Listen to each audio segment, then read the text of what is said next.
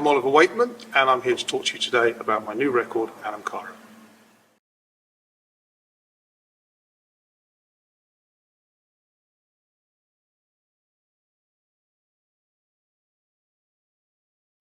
Thousand Autumns, it's more of a single type track.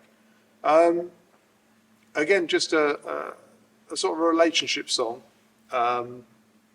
Again, I remember this was one of the songs that I wrote, and I remember thinking to myself, "Oh, that's a good chorus.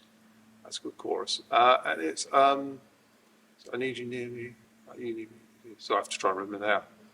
It's about 1,000 autumns, just wanting to be with somebody for a long period of time and not wanting life to finish. You just wanted to keep going, keep going, and keep going, and keep going. And I always just came up with this idea, and I just loved the phrase 1,000 autumns. I just thought it was a particularly nicer use of words.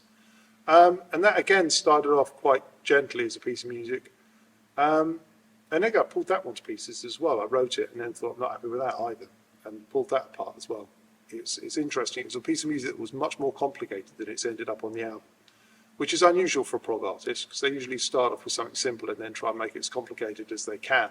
This one went the other way. It actually went to the point, had loads of key changes in it, loads of tempo changes, and they all got stripped out.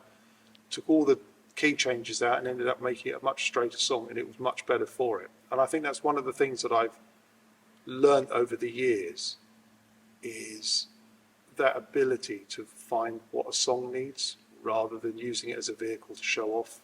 And I think that's something that's happened to me as I've got older, which is, and I think 1,000 Autumns is a particularly good example of that sort of idea as I've got older and matured into writing more.